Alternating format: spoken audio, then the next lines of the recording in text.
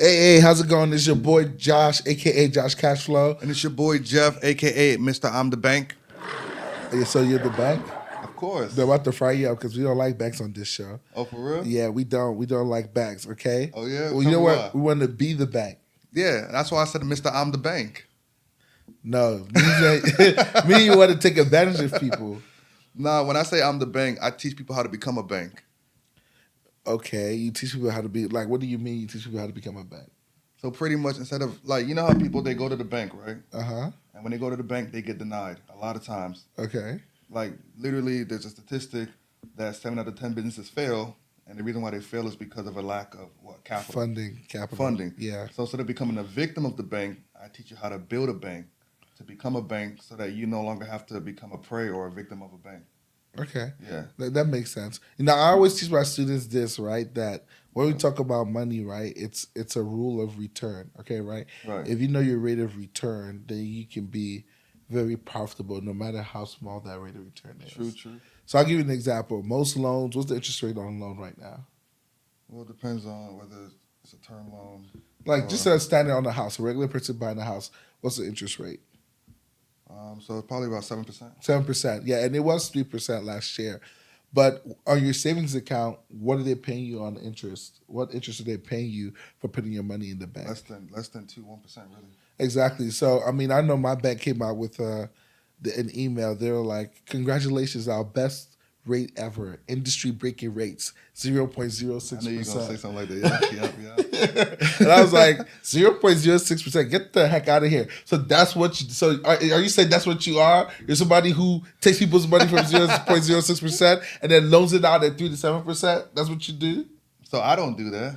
But when I say that you become a bank, right? Mm-hmm. Let's say you have a business project. Yeah. Whether you do option trading, right? Yes. Okay. So if you do option trading, or one time you did trucking too. Okay. You still do trucking as well. You do Airbnb. You're a serial entrepreneur. And every business that you do, it requires what? Capital. Capital, right. So instead of you having to go to the bank and begging them for 5,000 here, which you're probably going to get denied, most banks, they look at your bank rating before they approve you for funding. See, a lot of people think it's all about your paydex score. Banks don't care about that. Hold on, wait. You're speaking too much German for me. Okay, so You say your payment score, your this, your that. See, this how banks get you. same- See, I'll put him on the spot. They use all these fancy words, but you never know what it means. Here's the thing. That's the whole point. Like, there's so many jargon that is really, we call it information overload. Okay. It's not necessary for funding. Okay. Like, when you want to get business funding, there's key data points that the banks will look at and they will look for. So what we do is that we teach you how to create a financial infrastructure. Let's call it a baseline. How to build a house, build a bank. And it's all it is just an asset, or it's a business that gets funding from a bank, large amounts of funding, 6 figures in funding. Now you have access to that funding. You can invest that funds in any business project or venture that you want to invest in, whether it's real estate, trucking, Airbnb, whether it's Turo. It doesn't matter what it is. Don't tell me about Airbnbs, bro. I know the Airbnb is, I heard about it. I know. Okay, but funny enough, I had an Airbnb that was doing really, really well in Tampa. Funny enough, Yeah. Tampa, Florida. But Atlanta ones, they were not it. Okay, I felt like everybody who wanted to have an Airbnb did it in Atlanta. Yeah, Atlanta was popping. And I don't know how to, see, that's not my industry. So I don't know how Airbnb is doing, but I do know that they've taken a hit. Yeah, they're taking a hit, but there's some that still do really, really well. So I have some friends in Now, the here's the part industry that sucks. who does it really, really well. So people that invested hard cash, Mm-hmm. their own hard-earned money into Airbnbs, and they're not seeing a return right now, well, guess what? All that money was tied into their investment with Airbnbs. Now, imagine if it was the bank's money that you invested. Number one, you get to pay that over time. So if you invested $5,000 of the bank's money into the Airbnb, you're not paying $5,000 within 30 days. You could pay the minimum payment over 30 days while you still keep your hard-earned cash. So that's why I say become a bank. So you're not using your personal money to fund your ventures, but you're using the bank's money, and you're not going to the bank every 2 days, every 5 days for every project. You can have a business entity that's what we do. We funded 6 figures in funding, up to 250 to 500,000 in funding. So and it's a business line of credit. Okay. So you can use that money at will. It's not a term loan. So you're not paying principal and interest on that the moment you get it. So that's what I mean by become a bank. You pretty much have a business that it becomes what we call a funding vehicle. It's just a business that holds money for you. and then you invest that money into your different business This projects. sounds like some white Rick Ross type stuff. But let me ask you a question. Okay. So here's a question I always thought in my head, right? What's that? Let's say I needed $500,000 to get, $10,000 in passive income a month. Let's say in real estate, right? You needed how much? $500,000 in cash. Okay. To get to buy real estate to have $10,000 in passive income, correct? Yeah. Can I get funded, withdraw the cash, buy the properties, and don't pay the loan back? I know you're supposed to, but I'm gonna keep it real. I'm trying to see, like, can I come up? Can I come up? Like, let me know. Is that something that you can do? So I'm not an attorney. Oh my gosh! So I can't give legal advice. What I will say is I can speak on situations from the past that I know clients who have been through. Okay. Been through. So let me speak like that. Retrospect. Okay, speak retrospectively. Yeah. And I'm not an attorney, so this is not legal advice. Okay. But I do know of situations where a client invested money that they received from the bank into a business venture, right? And this is business capital. Okay. And it didn't work out for them for whatever reason, and the money was lost. Okay. Right? And so obviously the money is lost. The banks want to collect their money, but you can't service that debt. Okay. So there are ways that you can work with the bank, and of course work with attorneys if you have a good business attorney, and you can restructure your assets. This is without the bank, so restructure your assets. And then, again, I'm not an attorney, so I'm not giving legal advice, but if you did have to file bankruptcy for whatever reason because you can't service that debt, you can file bankruptcy. Ooh, okay. Yeah, again, this is not legal advice, but you could file bankruptcy. See, the thing I like about bankruptcy, people think bankruptcy means that it's the end, right? It's like a death sentence. Mm-hmm. But the wealthy, they use bankruptcies to restructure assets. Okay. So when they're filing bankruptcy, they know what they're doing. When Donald Trump or you heard 50 Cent or these particular high-profile individuals file bankruptcy, they're not stupid. They're not broke a lot of time. They're just restructuring assets, and that's what bankruptcy is for.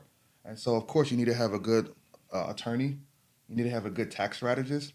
And on top of that, you need to have somebody who's savvy that knows what they're doing. So this is not legal advice. But if that was your situation and you invested $500,000 and you lost that money, okay. I mean, this is not me telling you that you should go do it, but don't panic, though. Okay. There is a way that you can still protect your assets.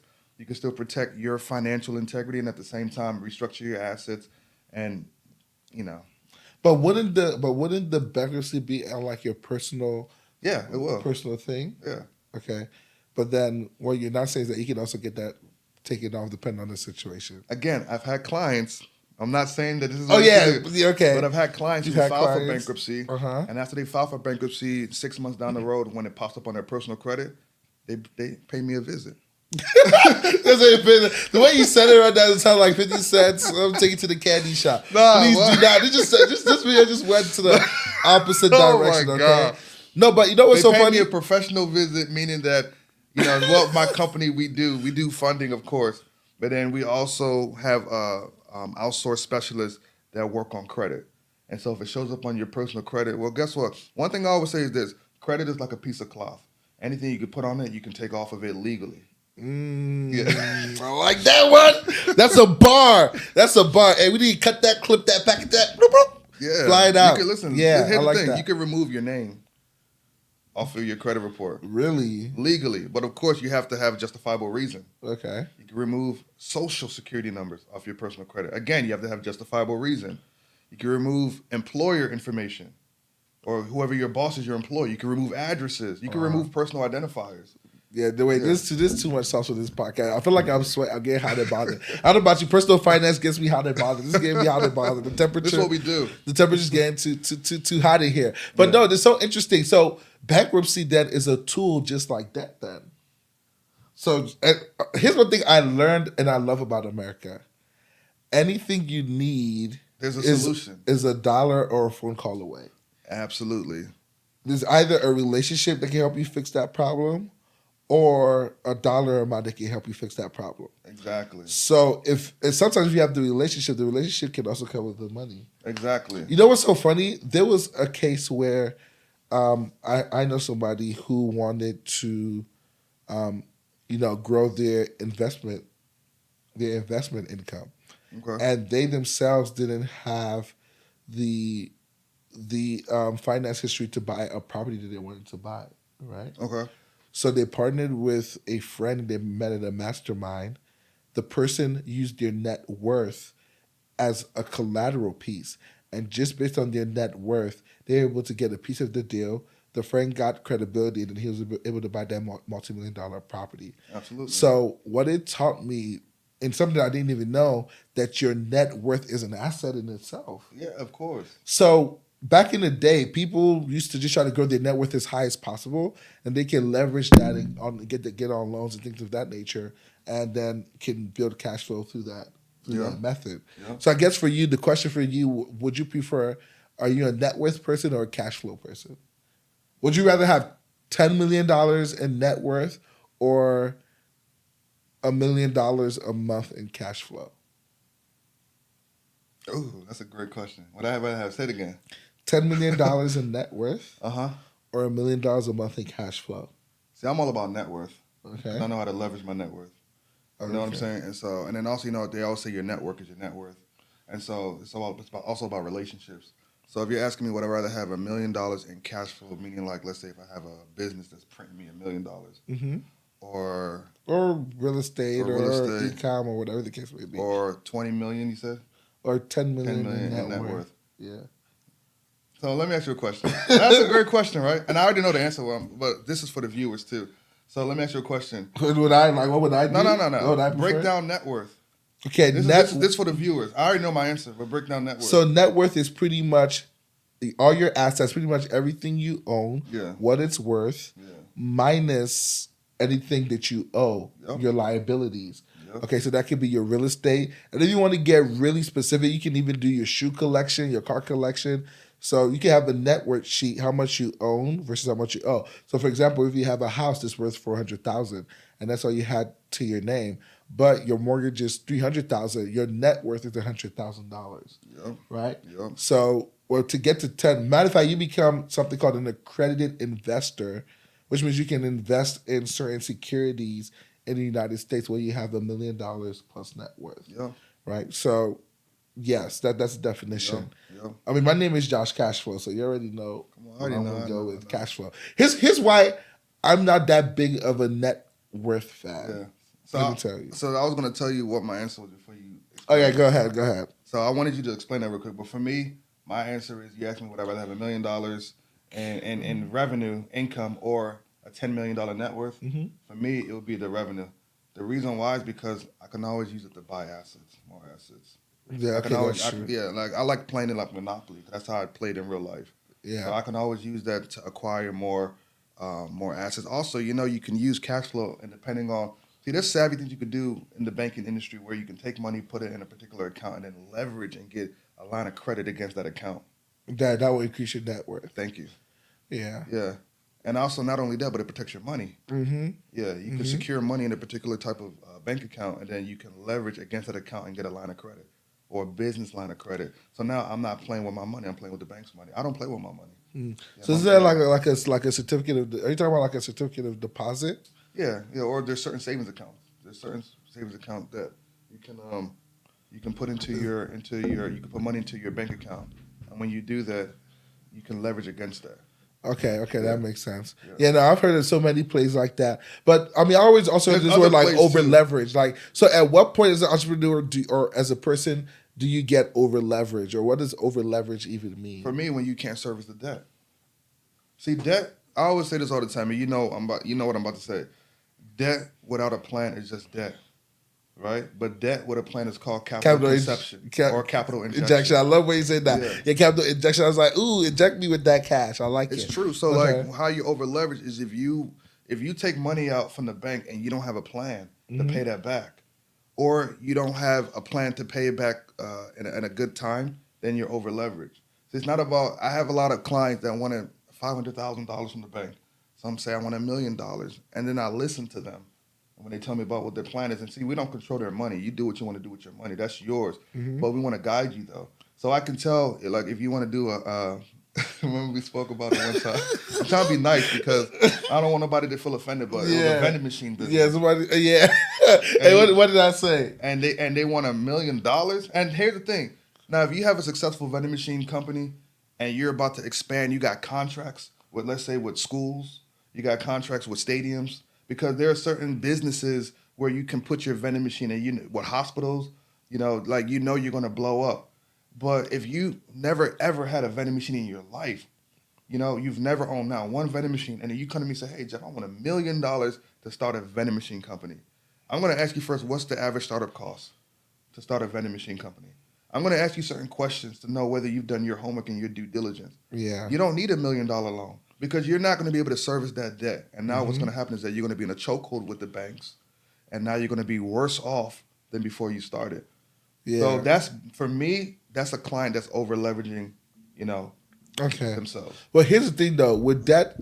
So, and here's what people say, right? Usually, when you borrow debt, let's say you borrow $10,000 on a credit card, your minimum payment is usually 1%. Yeah. So, if he's borrowed $10,000, you're usually paying $100 a month to service that debt. It depends. So, you're right, but let me just add something real quick. If you borrow, let me not use the word borrow. If you get $10,000 credit card from the bank, right? And so it's what you use. Yeah, but I'm saying if you use all 10,000, correct. If you use 10,000, then your minimum payment, correct, is 1% of whatever you use. It's $100. So there's math that, hey, if you just make the minimum payment, it will take you about 10 years or so to pay off that $10,000 or more.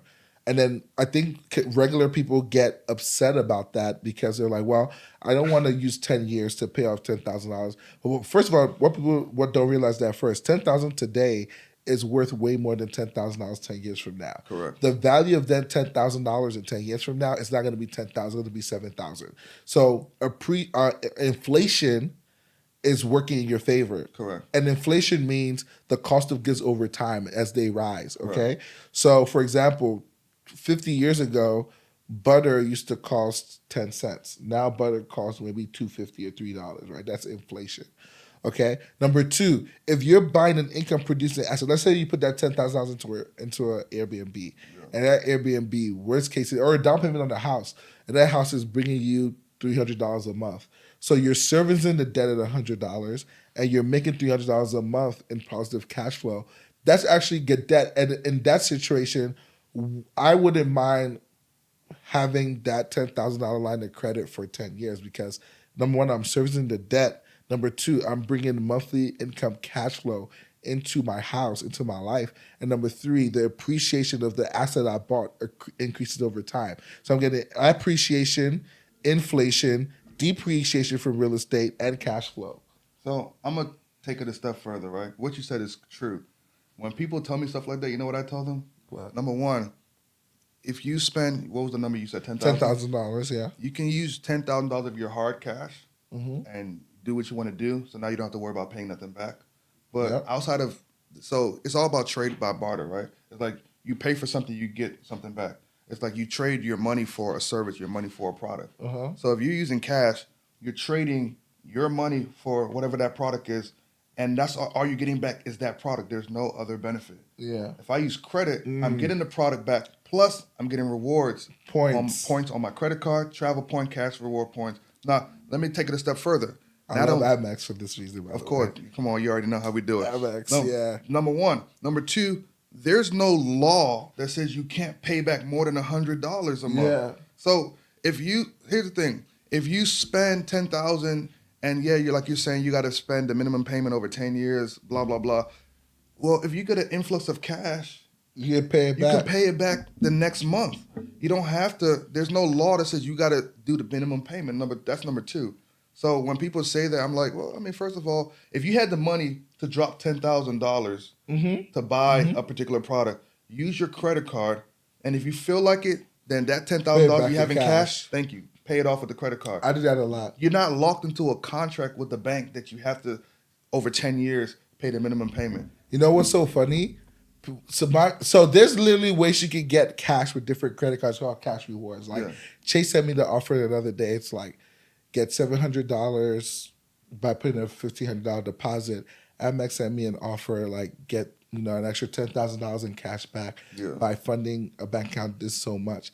When I first got my Amex, all my friends were looking at me crazy because I was trying to pay all their bills. Yeah. I'm like, let me pay your bills, give me the cash. And you knew what you were doing. I knew exactly what I was doing. I was like, just I'll pay your bills. And I think the first month, I ran up like six figures, 100K on my platinum card. With mine, I literally was trying to figure out how to pay my mortgage with it. I mean, Yeah, obviously, seriously. like, you know, they have websites now where literally you can use your credit card and take care of things like that. Oh, really? Yeah. I didn't know that. Oh, I'm gonna share tell with me you. more. Share with me. I'll send you the link. I'll put the links in the comment, guys. I didn't even know. The website, yeah, you can take care of, because, you know, with mortgages, obviously you can't use credit cards because they want you to have a bank account routing number.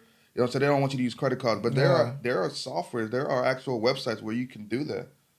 So why not? Take I'm about to run the bag up with this. This is a jam. Wow, that's bro. Crazy. And so let me piggyback off of something that you said. And this is going to relate with a lot of people. Okay. You know, it may not relate with people who are high-level entrepreneurs, but the everyday person, they can relate to this. If you have $10,000 cash, right, and you're a mother, you're a father, you have children, you have kids, right, you have responsibilities that you got to take care of in the household. Let's say I'm just going to say your household expense every month is, let me just say, it's like $8,000.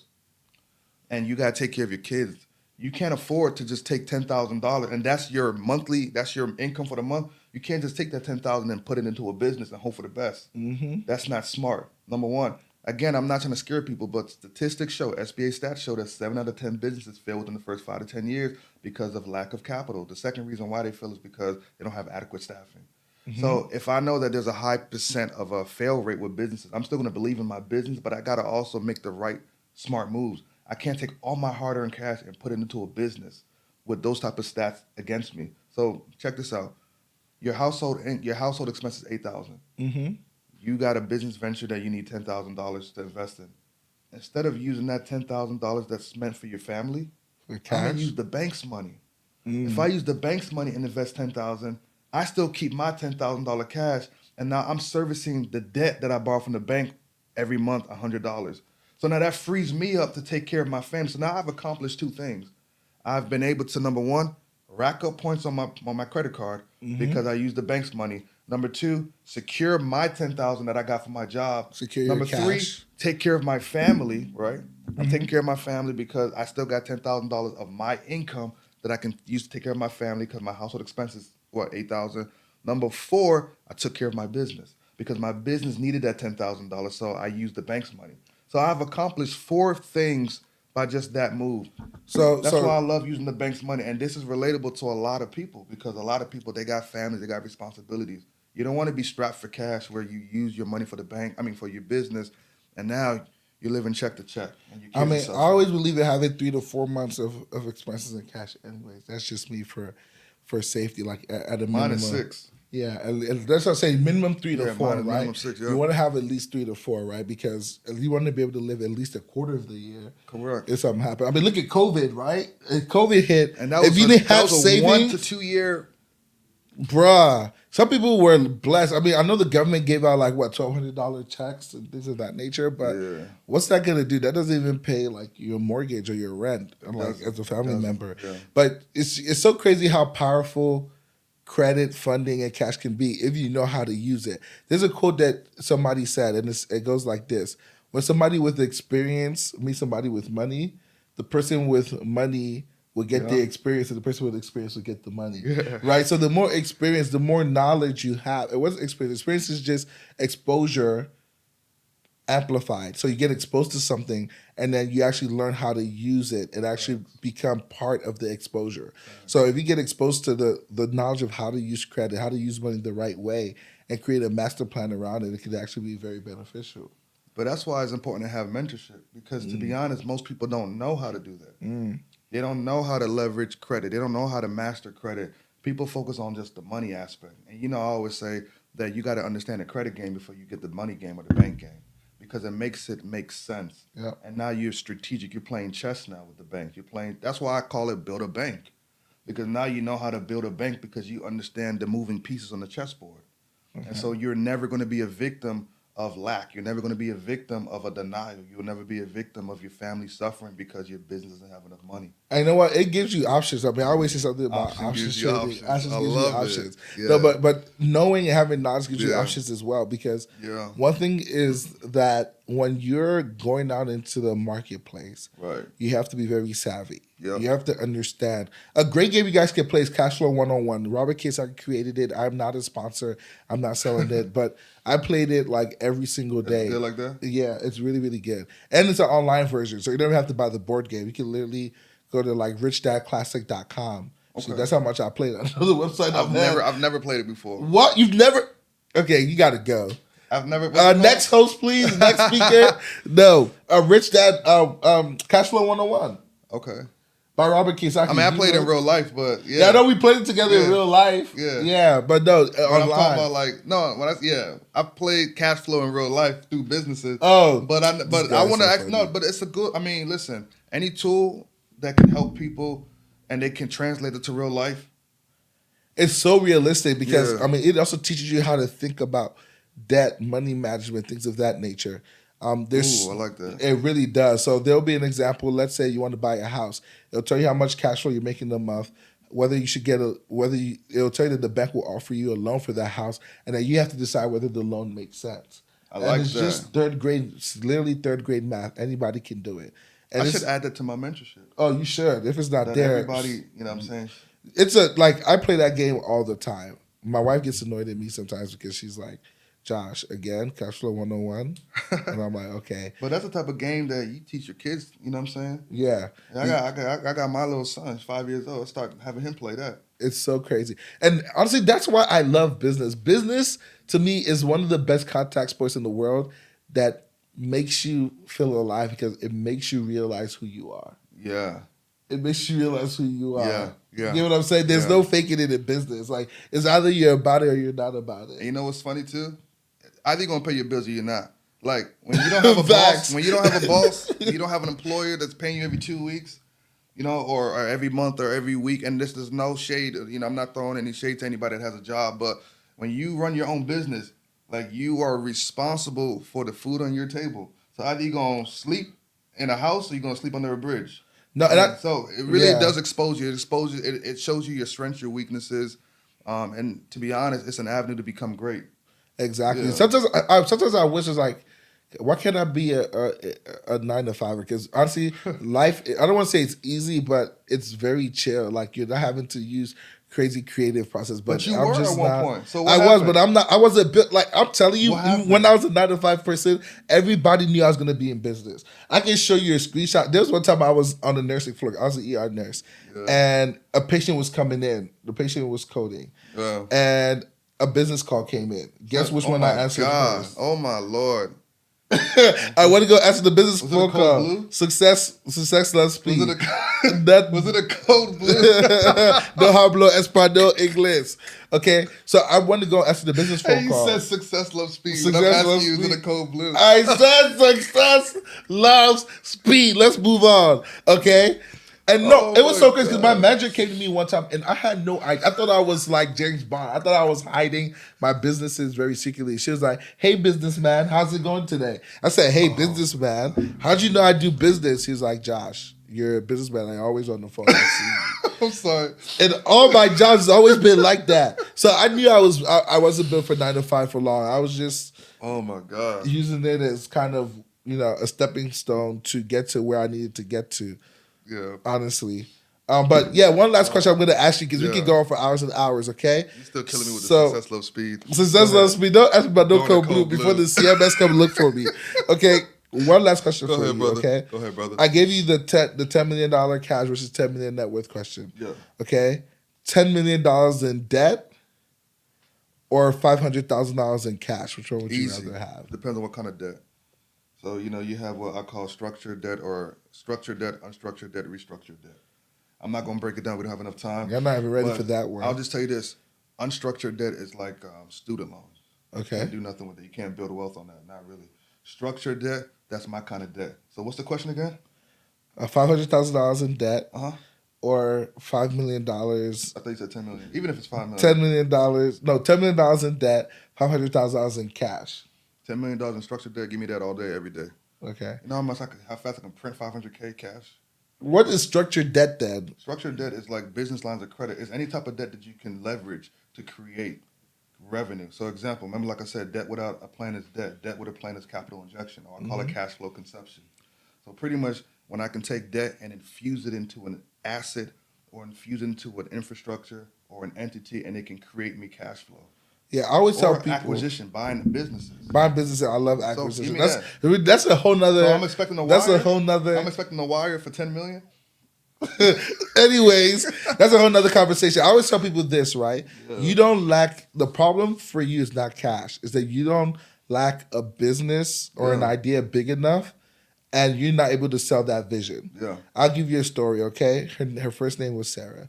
She was a graduate out of Harvard. And before you get all to say, oh, she's from Harvard, whatever. She's a Harvard. She had 100 unpaid interns, okay?